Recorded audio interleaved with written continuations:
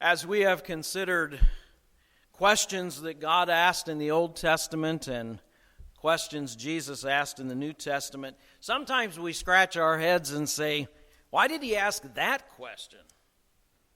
The answer seems rather obvious. And this morning we come across a pair of questions that Jesus asks that fits into that category. But maybe the answers aren't as obvious as we think. In Mark chapter 10, we read that Jesus and his disciples are on their way to Jerusalem. We know that this was the last time Jesus was to go to Jerusalem. It was the time of the Passover, but he knew that this particular year he himself would be the Passover lamb. He knew that his days were numbered, and he was making the trip with his disciples from Galilee down to Jerusalem. And in Mark chapter 10, verses 46 through 48, the scene is set for an insistent appeal. It says, "Then they came to Jericho.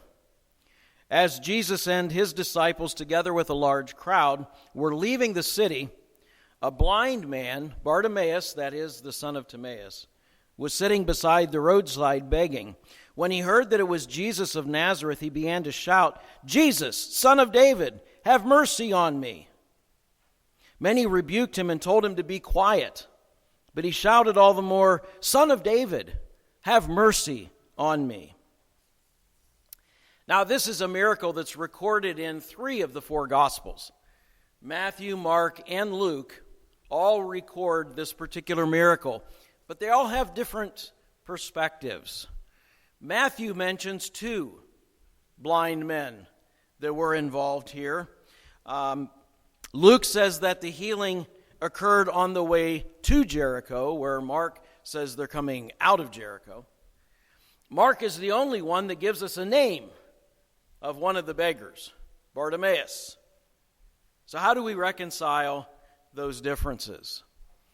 Well, first of all, Jericho, in the time of Jesus, was actually 2 cities.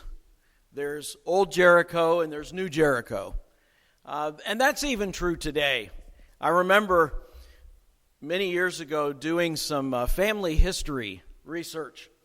And it took us back to the state of Delaware. The very first member of my mom's side of the family came from England and landed in what was called Newcastle, Delaware. And there were actually 2 towns called Newcastle. There was Old Newcastle, which had pretty much preserved the old city from way back in the Revolutionary era. And then New Newcastle was about 3 miles up the road, much more modern. And Jericho's the same thing. There was the old ancient Jericho, and then a few miles beyond that was the new Jericho. Herod the Great had built that city and actually had one of his palaces there. And so we can see how, one gospel says he's coming out of Jericho, probably out of the old Jericho, heading toward the new Jericho. And that's where this particular incident takes place. I mentioned that Matthew mentions there was 2 blind beggars sitting by the road. That you find that in chapter 20 of Matthew's gospel. Both Mark and Luke focus their attention on one. And again, Mark gives us his name. It's probably, I think they're probably both right in that there very well could have been 2 blind beggars that were there, that Jesus healed, but one of them went on to be a follower of Christ, as we're going to see in our passage today. The fact that Mark names Bartimaeus in the story is probably indicative that he had continued to follow Jesus and was known by the early Christians. They would have remembered him. They would have known who he was. So that's why Mark would have probably named him. Now, I know that some people get all bent out of shape when Gospels don't have all the same details and facts. Oh, the Bible's contradicting itself. No, not really. If you think about an incident that has more than one eyewitness, they all have different vantage points. They're all going to see different things. Doesn't mean that one's right and one's wrong. When you put all of them together, then you see where the story lies. The truth is actually in all of the stories as they are brought together. So don't let those differences bother you. In fact, it shows that we have independent eyewitnesses, not everybody copying off the same sheet. So that's actually a good thing from a historian's perspective. Getting back to our story, though, we see Bartimaeus, blind, unable to support himself, and so he is reduced to begging on the side of the road. He was one of society's expendables at that time. He was a nobody on the road of life. His persistent call, "Jesus, Son of David, have pity on me," really was an embarrassment to everybody around him. They're trying him to get him to be quiet. That didn't work. All the more he starts calling out. In fact, the word that's rendered cry out in verse 47, it's a Greek word that literally means to scream or to shriek. All right, he's really making a lot of noise here. And you know what that's like, when you're out in public and, might be a child or maybe it's a person and they're making all kinds of noise and you kind of feel embarrassed for them. It's very uncomfortable, and so they're trying to get him to quiet down. I'm sure they thought that this important rabbi from Nazareth didn't have time for a blind beggar. So Bartimaeus, just be quiet. Let him go by in peace. But what Bartimaeus was screaming is very meaningful. There's more than meets the eye, I would say. He's saying, "Jesus, Son of David, have pity on me." That phrase, "Son of David," is not often found in the Gospels, but it was very much a messianic title.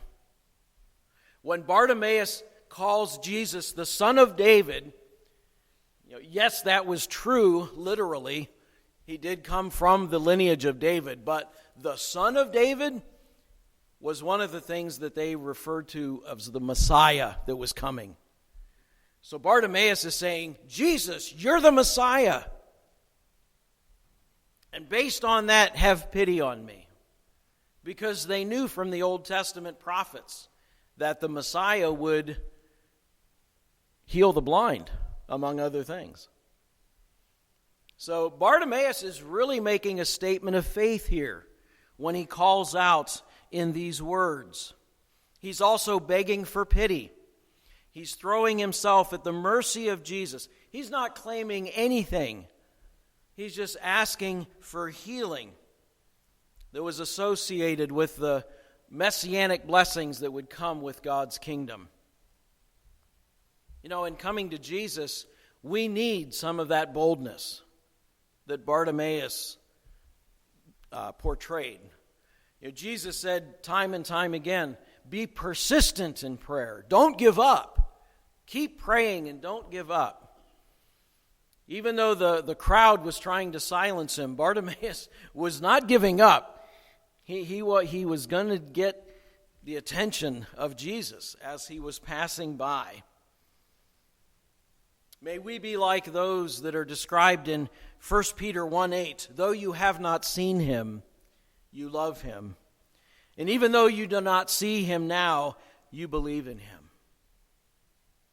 You may remember after the resurrection, Jesus appeared to his disciples, but Thomas wasn't there. And when they told him, he said, "Well, I won't believe unless I can put my fingers where the nail prints is in his hands." And sure enough, the next week, Jesus appears and Thomas is there. And he says, "Well, here you go." And Thomas falls to his knees and says, "My Lord and my God." And Jesus said, "You believe because you have seen. Blessed are those who have not seen and yet believe. That was Bartimaeus. Literally, he could not see, and yet he believed.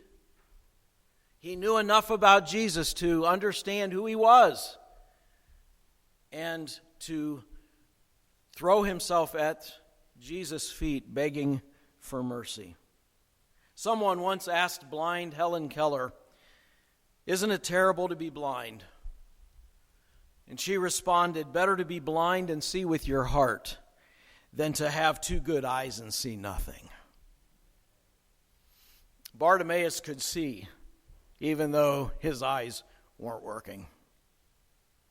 Now this brings us to an intriguing approach from Jesus in verses 49 through 51. Jesus stopped and said, "Call him." So they called to the blind man, "Cheer up, on your feet, he's calling to you." Throwing his cloak aside, he jumped to his feet and came to Jesus.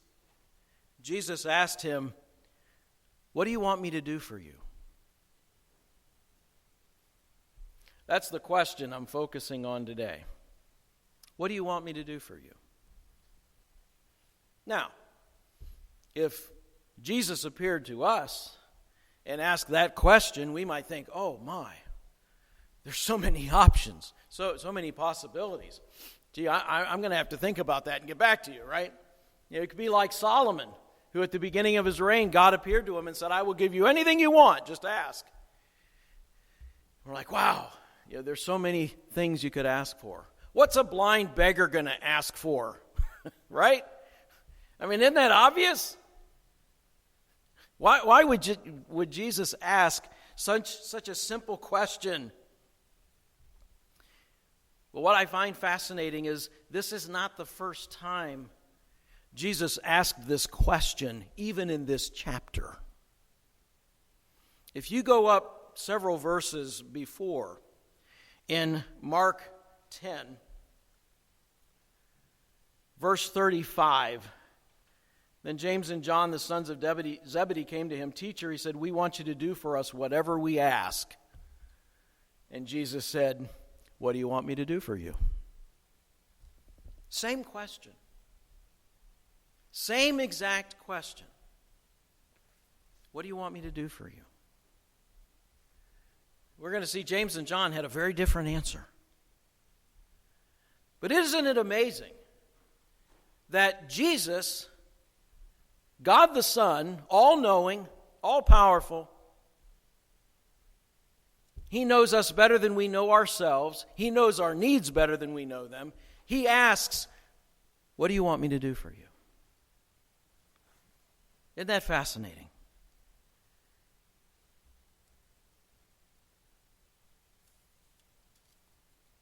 One author writes, "What do you want me to do for you is the most important question God ever asks us." Whoa, that's saying a lot. He went on to say it's one question that we frequently give the wrong answer to. We tend to think too short-sightedly. We're too wrapped up in the moment or in the here and now. We ask for all the wrong things in life. But that one answer to the question will reveal whether we want death or life, whether we want to be healed from our blindness or selfishly want to use God to do our bidding and fulfill our own desires. Far too many ask far too little of Jesus. They see an extra margin of comfort in their miserable slavery to sin when they could be asking for and receiving a full measure of God's forgiveness and mercy and grace. We tend to ask for too little. Now, don't get me wrong. I'm not one of those name it, claim it people that, go tell God, whatever you want, and He's going to give it to you. Again, that would be asking God too little. What are the real needs? What do we really, really need? Jesus could very easily have said, "Well, it's obvious what you need. I'll fix it for you." But Jesus wanted Bartimaeus to admit what he needed. He wanted to know that Bartimaeus understood what his real need was. There's another incident in the life of Jesus that reflects this. It's over in John's Gospel, chapter 5.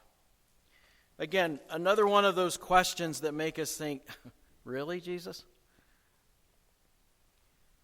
Beginning in verse 1, sometime later Jesus went up to Jerusalem for a feast of the Jews. Now there is in Jerusalem, near the sheep pool, a gate, which in Aramaic is called Bethesda, and which is surrounded by 5 covered colonnades. Here a great number of disabled people used to live, the blind, the lame, and the paralyzed. One who had been there had been an invalid for 38 years. When Jesus saw him lying there and learned that he had been in this condition for a long time, he asked him, "Do you want to get well?" Seriously? You're asking a guy who's been an invalid for 38 years, "Do you want to get well?" What do you expect him to say? And yet, notice how he answered. He said, "Sir," the invalid replied, "I have no one to help me into the pool when the water is stirred. While I'm trying to get in, someone else goes down ahead of me." He doesn't even answer the question. Do you want to get well?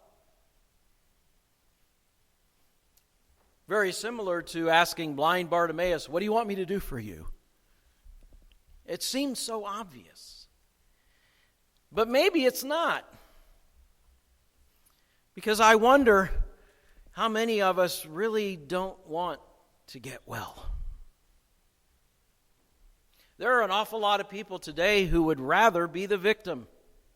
They would rather have people feel sorry for them. They would rather have people meet their needs instead of being responsible to meet their own needs. They frankly like being the victim. They wallow in it. They identify by it. That's who they are. That's their identity. If Jesus were to heal me, who would I be? Who would take care of me? So yeah, there are a lot of people that Jesus would ask that question to, and they're like, "No thanks. I like it the way things are." And that might seem ridiculous. But look at it spiritually.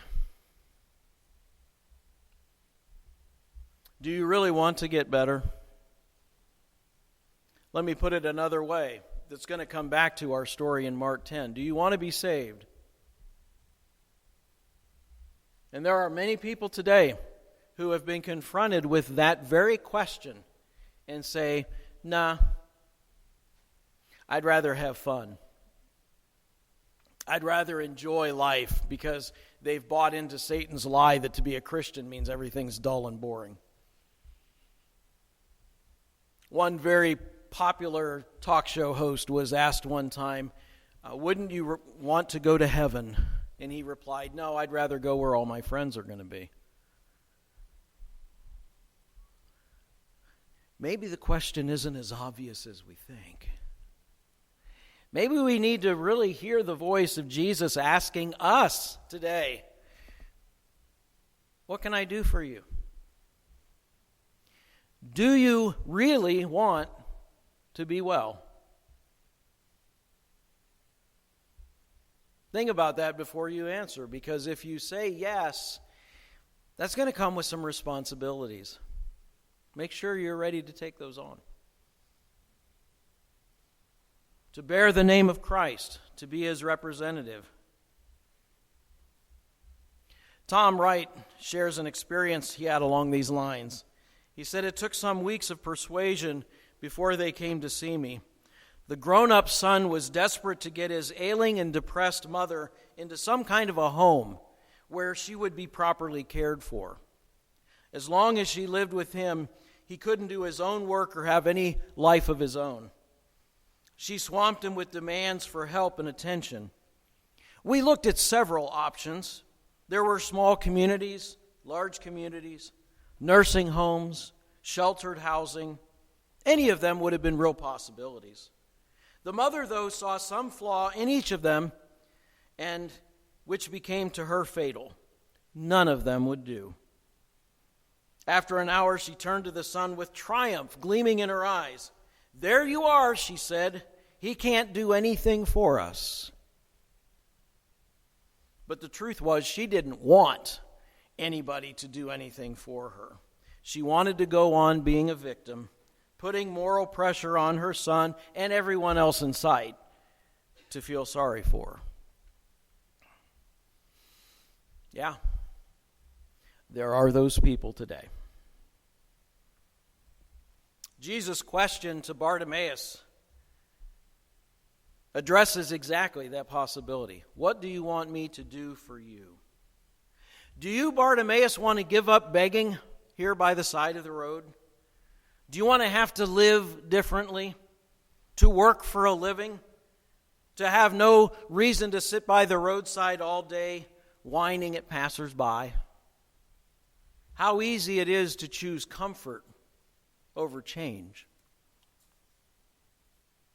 But in verses 51 and 52, Mark records an insightful answer from Bartimaeus. Jesus had said, "What do you want me to do for you?" The blind man said, "Rabbi, I want to see." "Go," said Jesus, "your faith has healed you." And immediately he received his sight and followed Jesus along the road. What Bartimaeus lacked in sight, he had in insight. It's evident in how he addresses Jesus. Now, I know in the NIV it just says, "Rabbi, I want to see." The Greek term, though, that is translated rabbi here is not the normal term that you see many times in the Gospels.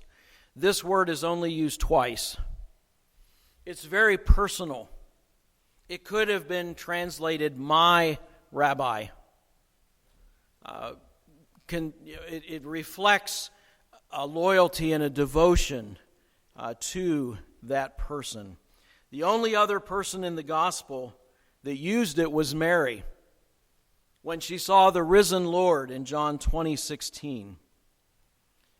It was not often used in Jewish literature unless addressing God.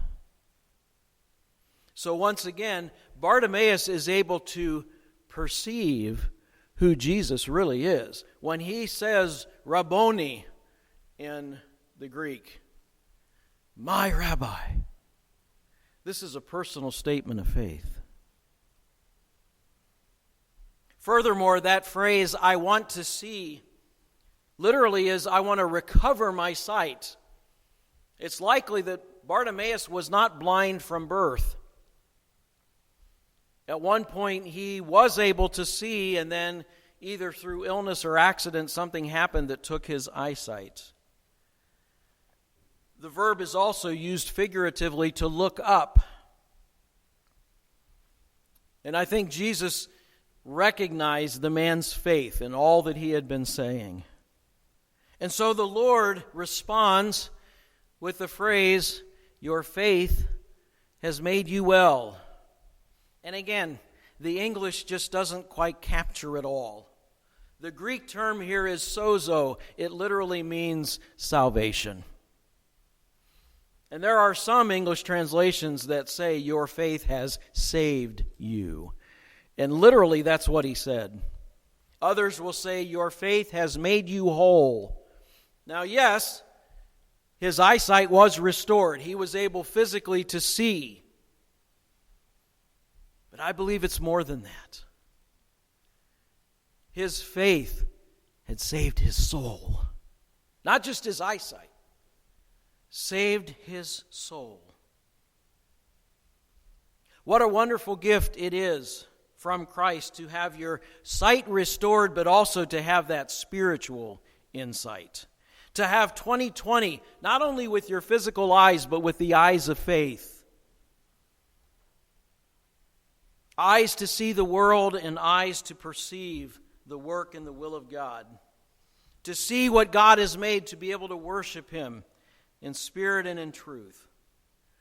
You could say that Bartimaeus was given 4 eyes at this time, his physical eyesight and the spiritual eyes to see. How many of you got called 4 eyes when you were in grade school because you had to wear glasses? Yep.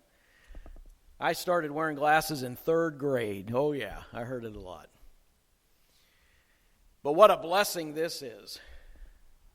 I read in another source that, Bartimaeus received double vision, the physical vision and the spiritual vision. Of course, that reminded me of the song back in the 70s, Double Vision. And there's kind of an interesting story behind that song. It was written and recorded by a group called Foreigner, and became a big hit. In fact, it was the title track of their 2nd album. Years later, the lead singer who helped write the song and who sang the words developed double vision, literally. And they discovered that he had a benign tumor in his brain, but it was growing. And at first they thought it was inoperable, but then a surgeon that had just developed a special way of treating those kinds of tumors went in and was able to remove it. The good news is Lou Graham also gave his life to Jesus Christ and is still to this day very much following the Lord and trying to bring others to Christ as well. But this, to me anyway, calls to mind something James wrote in James 4:2. You do not have because you do not ask God. Some people just simply don't ask God for help. Some might feel unworthy. Maybe they're afraid of rejection. Or maybe they just don't believe that prayer really works. They don't believe their request is going to be answered. Some people don't ask because they have no idea that God could possibly solve the problem. Because they see no way out, they don't think there is a way out. They don't think God can do any better. So they remain stuck in the situation they're in. Jesus took an intriguing approach when he said to blind Bartimaeus, "What do you want me to do for you?" Bartimaeus expressed a fine example of insightful faith. He had insight when he had no eyesight. He asked to be made whole. I want to see. And what he got was not only the physical sight, but the spiritual sight as well. That faith transformed him from a man who was begging along the road of life to a person who sees and follows Jesus. Because you'll see at the end of that passage, Bartimaeus followed Jesus and apparently stayed with Jesus and remained a follower of Jesus even after Jesus died, rose again, and ascended into heaven. It was his faith, evidenced by his persistence, that saved him. That same faith now made him a follower of Jesus. The imperfect sense of following is what grammar experts call an ingressive imperfect, meaning the subject started something and then continued on. This isn't just a one-time event. He didn't follow Jesus to Jerusalem and then go back to Jericho and resume his way of life. He continued to follow Jesus. This was a life-changing event. See, faith that does not lead to discipleship is not saving faith. Whoever asks Jesus must be willing to follow Jesus, even on that up road hill to the cross. Now, before we leave this story, I want to go back to that passage I mentioned earlier from Mark chapter 10 and verse 35, where James and John ask Jesus a question. Then James and John, the sons of Zebedee, came to him. Teacher, they said, we want you to do for us whatever we ask. What do you want me to do for you? Jesus said. They replied, let one of us sit at your right hand and the other at your left in your glory. That was their answer. You don't know what you're asking, Jesus said. Can you drink the cup I drink? Or be baptized with the baptism I am baptized with? We can, they answered. Jesus said to them, you will drink the cup I drink, and be baptized with the baptism I'm baptized with. But to sit at the right or left hand is not for me to grant. Those places belong to those for whom they have been prepared. What a difference. Same question, word for word, but much different answers. James and John, they're wanting prestige, they're wanting power, they're wanting glory. Bartimaeus says, I just want to see. Because he realized his need. James and John didn't understand the pride that was the real problem. Jesus told him, well, be careful what you ask for. But some things I can't grant.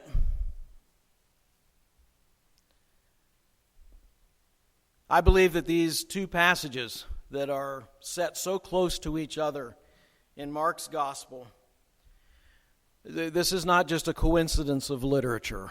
I think this is very intentional. God's telling us something. Mark is quite clear. Bartimaeus is a model to imitate. Unlike the disciples who really didn't understand what Jesus was about, here's a man that had faith. Here's a man that had courage. Here's someone that understood true discipleship. He recognized who Jesus is by calling him the Son of David. He clearly believes that Jesus could help him because Jesus said, your faith has made you whole. And he leaves his begging. In the story it says he left his cloak and went to Jesus. Well, his cloak wasn't just something to wrap up with. It's what he would lay out and people would throw their money in. So in a sense, he was leaving his way of life as a beggar to go follow Jesus. And he followed Jesus along the way. Interestingly, the way was an early way that the disciples referred to as Christianity. It was the way. And here is Bartimaeus following Jesus on the way. See, this is not merely a question Jesus asked back in the time of his life and ministry. He's still asking it today. What do you want me to do for you? What will be your answer to him? Will you bow with me in prayer? Lord Jesus, this question reverberates down through time. You are asking souls today, what do you want me to do for you? And so many ask too little. They want the stuff of earth when they could have the glory of heaven. I pray that we would take seriously these questions that you asked. Do you really want to be well? What can I do for you? Help us to see with the eyes of faith, to see beyond the temporal, material things of this life, and to desire what is truly meaningful, what will last forever. It's in your holy name that we pray. Amen.